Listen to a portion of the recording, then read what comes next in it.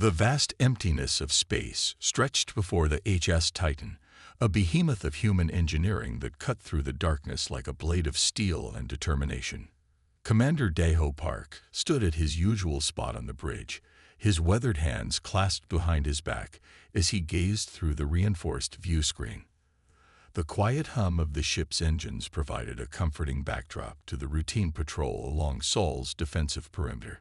The calm of space shattered as multiple anomalies burst into existence. The sensor arrays blazed to life, filling the bridge with urgent beeping. Through the distortions of space-time emerged a fleet of vessels unlike anything the crew had seen before. They moved with an almost liquid grace, their hulls shimmering with an iridescent glow that reminded Daho of the sea creatures he'd studied in Earth's deep oceans. "Contact, sir," called out the sensor operator, fingers flying across his console. 23 vessels, unknown configuration. They're not matching any known signatures in our database. Lieutenant Hannah Kim, the Titan's first officer, approached the command platform with a data tablet in hand. Her usual composed demeanor showed hints of concern as she studied the incoming readings. "Sir, these readings are unusual. Their hull composition is unlike anything we've encountered. It's almost as if their ships were grown rather than built." The alien vessels drew closer, and the damage became apparent. Their beautiful organic hulls were marred by savage wounds, massive tears and burns that spoke of recent and brutal combat. Several ships listed to one side, their propulsion systems clearly struggling to maintain steady flight. "They're broadcasting, sir," announced the communications officer. "All frequencies, multiple bands. It's a distress signal." Daho nodded, his expression grave. On screen, the main view screen flickered to life, revealing a sight that made several bridge crew members gasp. The alien before them had an almost ethereal appearance. Its skin was translucent, with patterns of light pulsing beneath the surface like gentle waves. Two large, multifaceted eyes dominated its face, and when it moved, it did so with a fluid grace that seemed to defy physics. "I am Maru," the alien spoke, its voice trembling with what was unmistakably fear. "We come seeking sanctuary from those who destroyed our homes. The Dominion, they follow close behind. Please, we beg for your help." As Maru spoke, the entire alien image shuddered, and the being visibly flinched. Daho realized it was reacting to the Titan's engine vibrations, something so minimal that humans barely noticed it anymore. These beings were incredibly sensitive to their environment.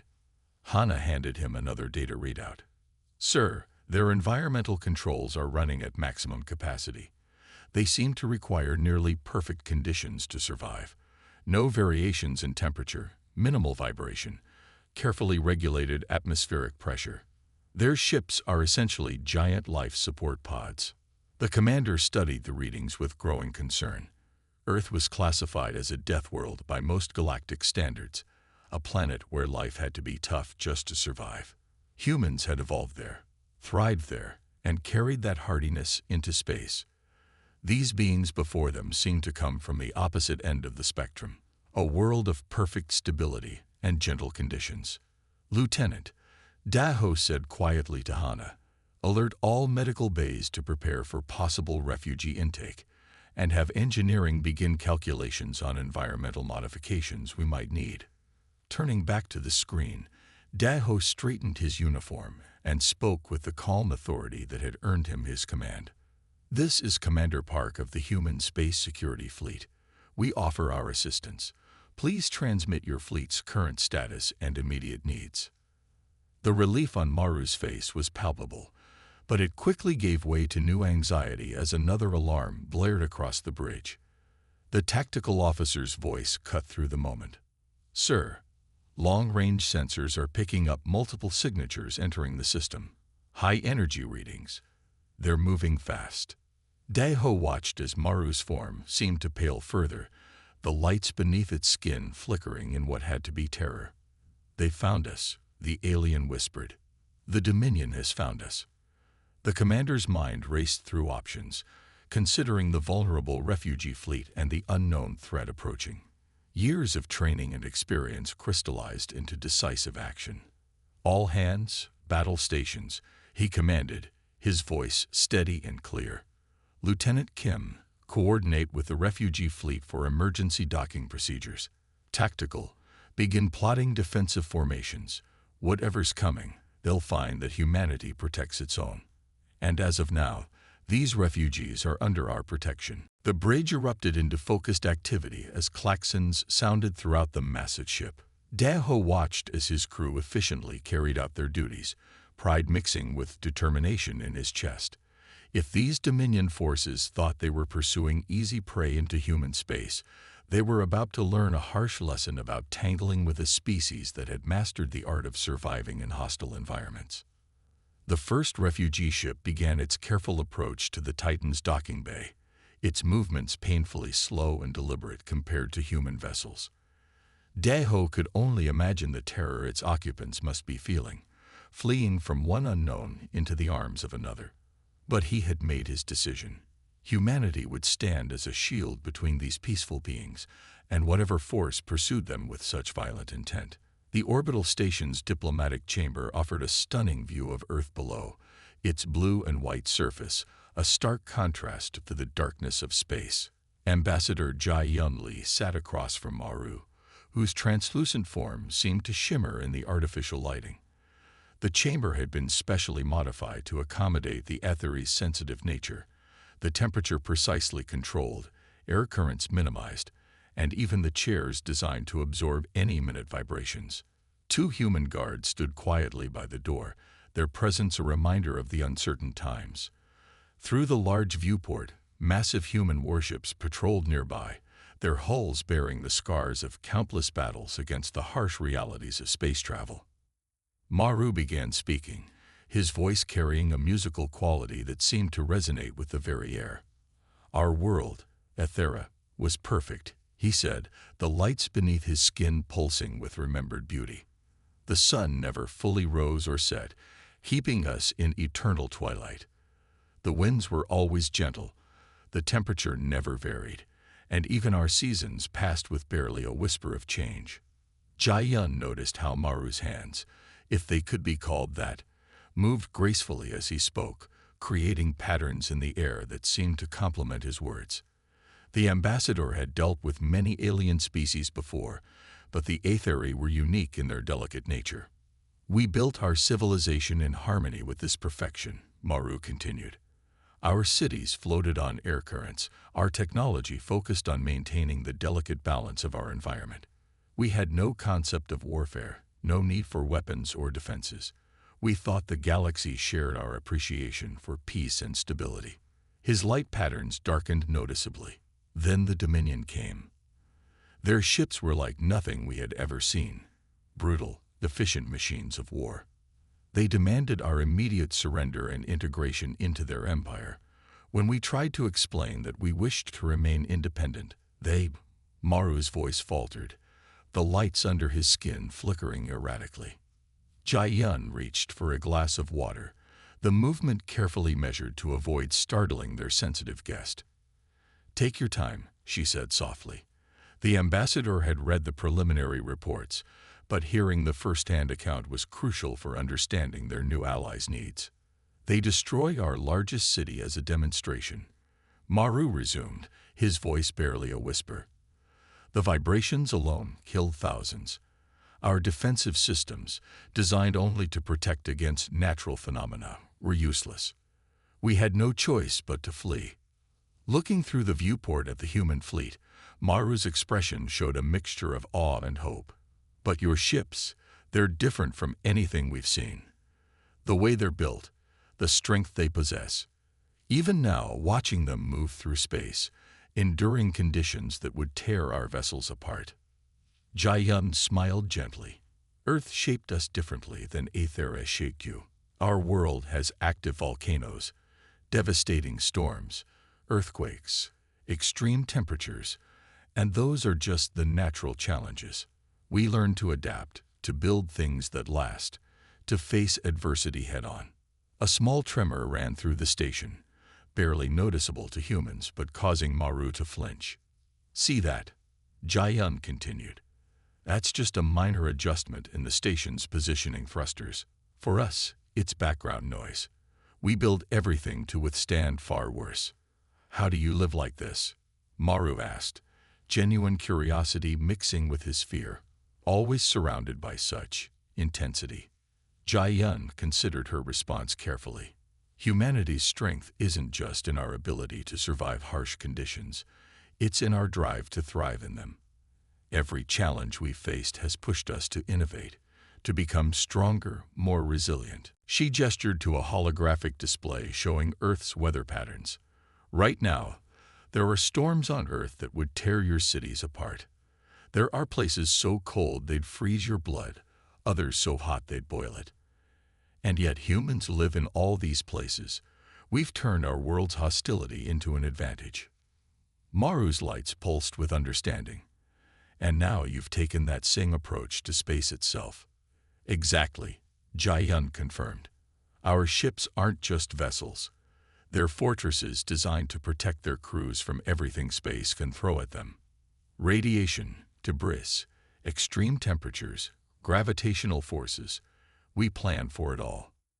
A low rumble echoed through the station as one of the larger human warships passed nearby. While the human guards remained perfectly still, Maru's form rippled with anxiety. Jai-Yun noted his reaction with sympathy, but also saw something else, a growing determination in his multifaceted eyes. "Ambassador," Maru said, straightening despite his discomfort, "my people need to learn from yours. Not just for protection from the Dominion, but for our very survival. We can no longer afford to be as fragile as we are." Jai-Yun nodded solemnly. "Humanity stands ready to help. We've already begun modifying sections of our ships to better accommodate your people, and our engineers are working on ways to strengthen your vessels." Looking out at the assembled fleet, where human and Etheri ships floated side by side, Jai-Yun felt a surge of pride in their species. They had come so far from their primitive beginnings on a hostile world, and now they could offer sanctuary to those who needed it most. "Together," she said, "we'll show the Dominion that strength comes in many forms. They may have forced you from your perfect world, but they've led you to allies who know a thing or two about surviving in an imperfect universe." Lieutenant Hannah Kim walked through the modified corridors of the HS Titan, her footsteps deliberately light as she approached the engineering section. The ship's usual harsh industrial lighting had been dimmed, and sophisticated dampeners hummed quietly along the walls, all part of the accommodations made for their Etheri guests. 3 weeks had passed since the refugees came aboard, and every day brought new challenges and discoveries. Neri waited for her at the main engineering bay, his translucent form casting gentle patterns of light on the metal walls. Unlike most of his kind, he had volunteered to work directly with the human crew, fascinated by their technology, despite his natural sensitivity to the ship's conditions. "Lieutenant Kim," he greeted her, his lights pulsing in what she had learned was a sign of excitement. "You must see what your engineers showed me today. It's incredible." Hannah followed him to a section of the hull where the internal plating had been removed for maintenance. Other human engineers worked nearby, their movements careful and measured out of respect for their alien colleague. "This is what protects you from space?" Nari asked, his appendage hovering near the exposed layers of hull material. "So many layers, each designed to withstand different threats. The complexity is beautiful." Hannah nodded, studying the familiar sight with fresh eyes. "The outer layer handles impacts and heat. Then we have radiation shielding, pressure stabilizers, and thermal regulators. Each layer has backup systems built in." "And you say this is standard on all human vessels?" Nari's skin flickered with disbelief. "Even your civilian ships?" "Of course. Space is dangerous. We plan for the worst." Hannah gestured to a nearby display showing their patrol route. "See this section here? We'll be passing through a radiation storm later today. Nothing serious, just enough to require level 2 shielding." Nari's form rippled with anxiety. Nothing serious. Such radiation levels would kill my people instantly, yet you navigate through them as if they were mere inconveniences. A young human engineer named Minho joined their conversation, wiping grease from his hands. Lieutenant, we've been studying the Aetheri ship designs. Their technology is actually more advanced than ours in many ways.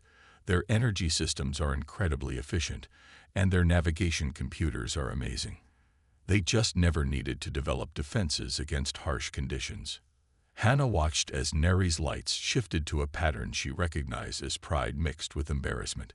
The Aetheri engineer moved closer to the hull display, his natural bioluminescence providing extra illumination to the technical readouts. Your people built for survival, Neri said quietly. We built for harmony. But now we must learn your way, or we will not survive at all. Over the next few hours, Hannah observed as human and Aetheri engineers worked together, each learning from the other. The humans marveled at the organic technology the Aetheri used, while the aliens studied the robust construction methods of human ships with growing understanding. An alert sounded, gentle by human standards but still causing Neri to flinch. Radiation storm approaching, announced the ship's computer. All personnel prepare for standard shielding protocols. Instead of retreating to the specially shielded refugee quarters, Neri surprised everyone by staying in engineering. I want to observe, he explained, his voice trembling slightly. How can I help my people adapt if I hide from everything that frightens us? Hannah felt a surge of respect for the alien engineer's courage. The storm hit with little fanfare, just a slight fluctuation in the lights and a barely perceptible hum from the shields. Through it all, Neri watched the engineering displays intently, his lights pulsing with a mixture of fear and fascination. Amazing, he whispered as the storm passed. Your ship barely noticed it. Our vessels would have needed to flee or risk complete destruction. Later that day, Hannah filed her daily report on the cultural exchange program. She noted how the Aetheri were slowly adapting to human conditions, pushing past their natural limitations.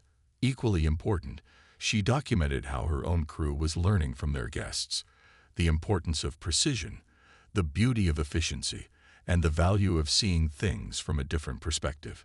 They're not as fragile as we first thought, she wrote. Their strength lies in their ability to adapt and learn. While we humans evolved to fight against harsh conditions, the Aetheri developed incredible abilities to work in harmony with their environment. Together, we might create something entirely new, combining human resilience with Aetheri grace. As she finished her report, Hannah heard Neri explaining to a group of human engineers how Aetheri ships used atmospheric currents for propulsion. The humans listened intently, already thinking of ways to incorporate these efficient systems into their own vessels. Outside the viewport, Earth's sun cast its light across the fleet, where human and Aetheri ships flew together through the darkness of space, each making the other stronger. The bridge of the HSS Titan hummed with routine activity as they patrolled the outer defense perimeter. Security Officer Taiwan Kang monitored his sensor arrays with practiced efficiency, the soft blue glow of the screens reflecting off his focused eyes. The combined human Aetheri fleet moved in perfect formation, their ships cutting through the void of space with practiced precision. That's when the sensors lit up like a Christmas tree. Multiple contacts. Taiwan's voice sliced through the calm atmosphere. Dominion signatures detected. They're dropping out of hyperspace directly ahead. Commander Park's hands gripped the command rail as space itself seemed to tear open. Massive warships emerged from the ruptures, their hulls covered in weapon arrays and angular armor plating. Unlike the organic elegance of Aetheri vessels, or the practical durability of human ships, the Dominion fleet appeared designed for one purpose only, dealing death. 37 enemy vessels confirmed, Taiwan reported, his fingers dancing across the controls. Heavy weapons signatures. They're powering up targeting systems. The Aetheri ships in their fleet began to shift nervously, their movements betraying their fear. Through the command channel, Park could hear their captain's anxious communications. Stay calm, Park commanded over the fleet-wide channel. This is what we've trained for. All vessels, execute Protocol Thunderstorm. The human ships immediately began moving into attack formation, their engines flaring bright against the darkness. Behind them loomed a massive asteroid field, a chaotic maze of spinning rocks and debris that would normally be avoided at all costs. "Commander," came the alarmed voice of an Aetheri captain. "You cannot be serious. Those conditions would tear our ships apart." Park's voice remained steady as he replied, "Trust us. We've modified your shield specifically for this. Follow our lead exactly, and we'll make it through." The Dominion fleet spread out in a classic attack pattern, clearly expecting their prey to either surrender or attempt to flee into open space. Instead, they watched in apparent confusion as the combined human Aetheri fleet accelerated toward the asteroid field. "All ships, activate gravitational deflectors," Park ordered. "Aetheri vessels, maintain your positions directly behind your assigned human escorts.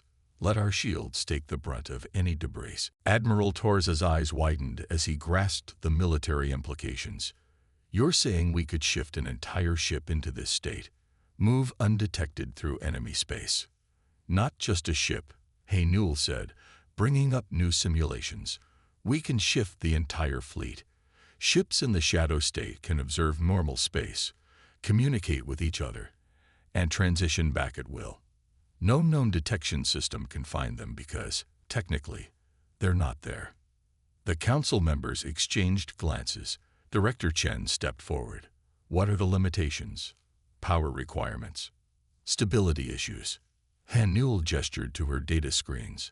"The quantum matrices are stable indefinitely. Power consumption is surprisingly minimal once the shift is achieved. It's actually harder to maintain partial phase states than full displacement. We can even fire weapons while phased, though the ships need to partially realign with normal space to do so."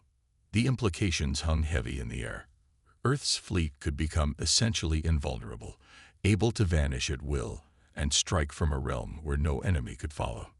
"How soon can we implement this?" Admiral Torres asked. "The drive units can be manufactured using existing quantum fabrication facilities. With full military priority, we could outfit the entire fleet within 6 months." The council didn't even need to deliberate. Within hours, Operation Ghost Shield was officially born. Earth would disappear its entire defense force, not in retreat, but as part of the most ambitious military strategy in human history. As the council members filed out to begin implementation, Newell remained in her laboratory, watching the quantum drives gentle pulsing. She thought about how her research into quantum communications had led to this moment, how a simple anomaly in the data had opened the door to an entirely new understanding of reality itself. The device hummed softly, its crystalline heart beating with possibilities that would reshape the balance of power in the galaxy. Humanity would no longer need to match its enemy ship for ship, weapon for weapon.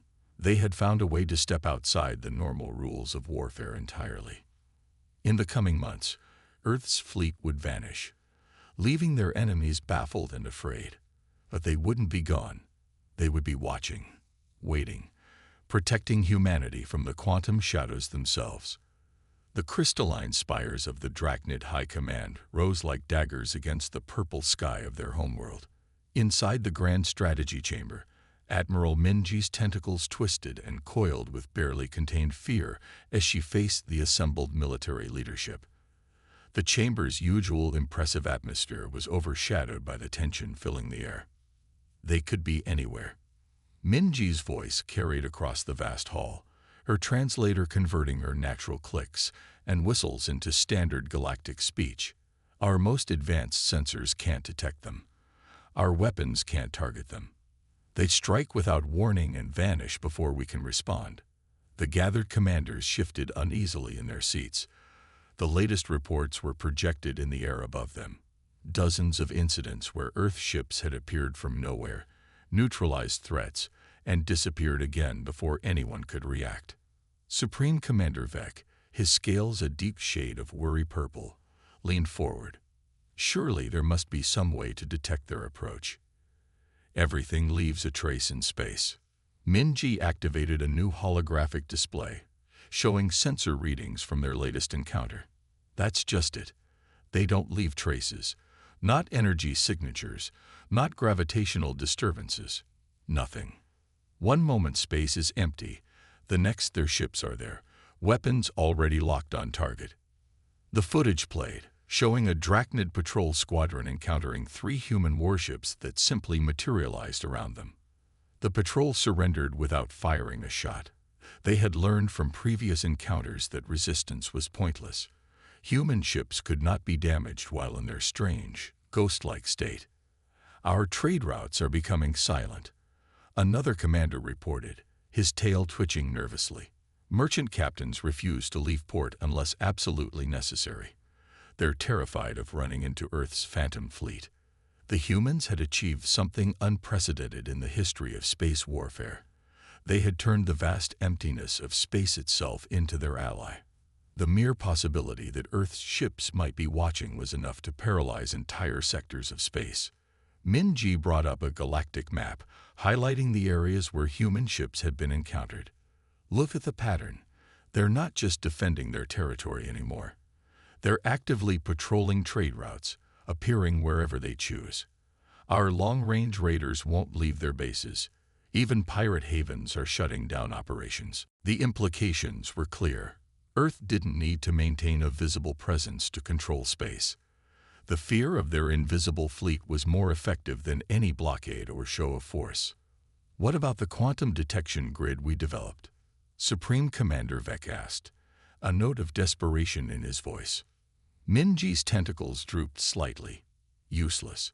Whatever method they're using to shift their ships out of normal spacetime, it operates on principles we don't understand. We can't detect what exists in a state of reality we can't even perceive. The chamber fell silent as the magnitude of their situation sank in. The Drachnid Empire, once among the most feared military powers in the galaxy, found itself powerless against an enemy they couldn't even see. Perhaps, a younger commander suggested, we should consider opening diplomatic channels with Earth before more of our ships disappear. Minji brought up one final piece of footage. A human vessel phasing into existence, its hull seeming to solidify from nothing like a ghost taking physical form. The humans have already sent their message. They don't need to negotiate. They don't need to threaten. They've shown us that they can appear anywhere, at any time, and we are powerless to stop them. Reports continued to flow in from across Drachnid space. A mining operation shut down after human ships appeared in their asteroid field. A military research station evacuated after sensors detected brief quantum fluctuations nearby. The mere suggestion of human presence was enough to halt operations across entire systems. We built our empire on the power of our dreadnoughts, Minji concluded, her tentacles finally falling still. But how do you fight an enemy that can choose when and where to exist? The humans haven't just developed new technology. They've changed the fundamental nature of space warfare. As the High Command session ended, commanders hurried back to their posts, each carrying the heavy knowledge that their mighty fleets might be under observation at that very moment. In the space around their homeworld, sensor stations continued their futile scans of apparently empty space, their operators jumping at every slight anomaly. The humans had achieved what countless civilizations had sought for millennia: true strategic invisibility. But they had gone beyond mere stealth. They had found a way to step outside the normal rules of spacetime itself, and in doing so, they had turned fear into their greatest weapon. The mere possibility of Earth's presence had become more powerful than any dreadnought, more effective than any fleet. And somewhere out there, human ships watched from their quantum shadows, maintaining a peace built not on visible strength, but on the terror of the invisible. Reality rippled like water around the EDF Phantom Dawn as Fleet Commander Junseo stood on his command bridge, watching tactical displays that showed both normal space and the quantum shadow realm where his ships now existed. The massive flagship led Earth's most powerful battle group, currently phased just slightly out of normal spacetime. All ships maintain quantum cohesion, Junseo ordered, his voice calm despite the revolutionary nature of what they were doing. "Prepare for synchronized emergence on my mark." The target lay ahead, a massive pirate stronghold in the Arcturus sector that had been raiding civilian shipping lanes for decades. In normal space, it appeared as a collection of heavily armed stations and patrol ships. But from the quantum shadow state, Jumsio's fleet could see the energy patterns of their shields, the weaknesses in their defenses. "Strike groups in position," Lieutenant Yoon reported from her tactical station, her fingers dancing across holographic controls that had been redesigned to work in phase-shifted space. All weapons synchronized for emergence firing. Junseo nodded, studying the tactical overlay. 20 Earth ships surrounded the pirate base, invisible and untouchable in their quantum-displaced state. The pirates had no idea they were about to face the most advanced fleet humanity had ever created. "Execute phase strike protocol," Junseo commanded. "Remember, minimal force. We're here to demonstrate capability, not cause unnecessary destruction." The human fleet began their carefully choreographed attack. Ships partially phased back into normal space, just enough to fire their weapons, before slipping back into the quantum shadows. To the pirates, it must have looked like ghost ships appearing and disappearing at random, striking from impossible angles. Warning shots disabled the pirates' outer defensive platforms. Their return fire passed harmlessly through Earth vessels that had already shifted back out of phase. More shots came from seemingly empty space, disabling engines and weapon systems with surgical precision. "Enemy vessels attempting to raise shields," Yoon reported, ineffective against phase-shifted weapons fire. Junseo watched as panic spread through the pirate forces. Their sensors couldn't lock onto targets that technically didn't exist. Their weapons couldn't hit ships that could choose when to be solid. It was like trying to fight shadows with a flashlight. "Status report," he ordered as another series of coordinated strikes disabled the last of the pirates' heavy weapons. "Enemy installations in the Arcturus sector neutralized," Lieutenant Yoon confirmed, a note of pride in her voice. "No casualties on either side. They surrendered the moment we demonstrated our capabilities." Junseo allowed himself a small smile. This was humanity's true victory. Achieving absolute superiority without resorting to the wholesale slaughter that had characterized space warfare for centuries. The quantum displacement drive hadn't just given them invisibility. It had given them the ability to win without destruction. "Open communications," he ordered. "Let's hear their surrender terms." The pirate leader's face appeared on the main screen, his alien features twisted with a mixture of fear and awe. How are you doing this? What are you?" "We are the Earth Defense Force," Junseo replied simply. "And we are everywhere and nowhere. Your reign of terror in this sector is over. Accept Federation oversight of your facilities, or we will dismantle them piece by piece. You cannot fight what you cannot touch." To emphasize his point, several Earth ships phased partially into view around the pirates' command center, their weapons primed but not firing. The message was clear. Resistance was pointless against an enemy that could strike from beyond reality itself. We accept your terms," the pirate leader stammered. Junseo nodded to his communications officer. "Transmit the surrender protocols, and make sure they understand. We'll be watching. Always watching, even when they think we're not there." As Federation peacekeeping forces moved in to secure the former pirate base, Junseo's fleet slipped fully back into the quantum shadow state. They had achieved their objective without a single death on either side. A new kind of victory for a new age of warfare. "Plot course for our next target," he ordered. "The Centauri raiders won't expect us either." The Phantom Dawn and its battle group vanished completely, leaving only questions and fear in their wake. Somewhere in the space between spaces, humanity's ghost fleet continued its mission, maintaining peace through the power of the invisible and the untouchable. Junseo looked out at the quantum-shifted view of space, where reality itself seemed to bend and flow around his ships. Humanity had not just changed the rules of space warfare. They had transcended them entirely. The Galactic Confederation's Peace Hall glittered under the light of 3 suns, its crystalline dome refracting rainbow patterns across the assembled delegates. Every major species and power in the known galaxy had sent representatives to this historic gathering. Even races that had been at war for generations sat together, united by a new reality none of them could deny. Ambassador Young Isong walked to the central podium with measured steps, her formal diplomatic robes catching the light. The chamber fell silent as she took her position. Behind her, through the transparent dome, Earth's fleet hung in high orbit, fully visible for the first time in months, a deliberate show of transparency for this moment. "Fellow beings of the galaxy," she began, her voice clear and strong. "Today we gather not to discuss war or threats, but to forge a new path forward. Earth's quantum displacement technology has changed the nature of space warfare forever. We could use this power to dominate, to conquer, to rule through fear alone." She paused, letting her gaze sweep across the assembled delegates. "But that is not humanity's way. We offer partnership instead. Earth seeks neither conquest nor domination. We desire only peace and the guarantee that our worlds will never again face extinction-level threats." In her private observation pod high above the main floor, senior analyst Jai-Ho watched with satisfaction.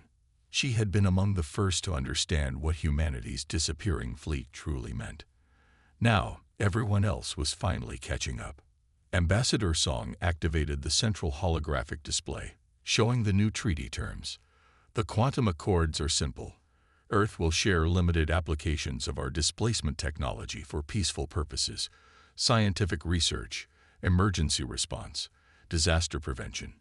In return, all signatories agree to a new framework of galactic law, enforced not by massive fleets or planet-killing weapons, but by the knowledge that Earth's ships can appear anywhere, at any time, to prevent aggressive warfare." The assembled delegates murmured among themselves, but there was no real debate to be had. They had all seen what Earth's ghost fleet could do. More importantly, they had seen what it chose not to do. A Drachnid representative raised his scaled hand. "And if we refuse these terms?" Ambassador Song smiled gently. "Then nothing changes. You remain free to govern your own territories as you see fit, so long as you do not threaten galactic peace. We will simply continue our current policy of intervention against aggressive military actions." The unspoken message was clear. Earth didn't need their permission or cooperation. The humans had already changed the rules of power in the galaxy. This treaty was merely formalizing the new reality.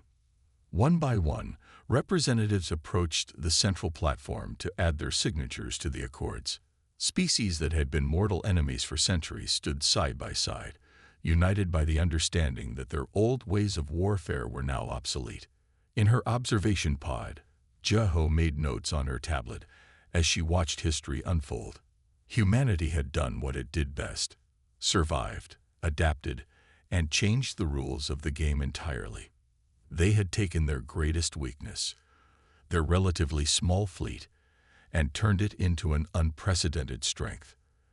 As the last signatures were recorded, Ambassador Song raised her hands. "Let this day be remembered not as the moment Earth achieved supreme power, but as the day the galaxy chose a better path forward. Together, we can build something greater than conquest or dominion. We can build lasting peace." The chamber erupted in applause. Through the dome above, Earth's fleet began to shimmer and fade, not as a threat, but as a reminder. They would always be watching, invisible guardians of a new era of galactic civilization. Jai-Ho closed her observation pod screens and sat back, finally allowing herself to relax. The humans had proven they could have conquered everything, and chosen not to. In doing so, they had achieved something far more valuable than empire. They had achieved respect. As delegates filed out of the Peace Hall, many glanced up at the now empty space where Earth's ships had been. They knew the vessels were still there, watching from their quantum shadows. But for the first time since humanity revealed their new capability, that knowledge brought comfort rather than fear. The balance of power had shifted not through force or destruction, but through the simple demonstration that such things were no longer necessary.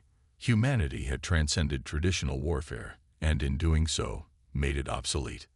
Peace would reign not because it was enforced, but because war itself had become pointless, and somewhere in the quantum shadows, Earth's fleet maintained its eternal vigil, ready to appear wherever needed to ensure that this new peace would last.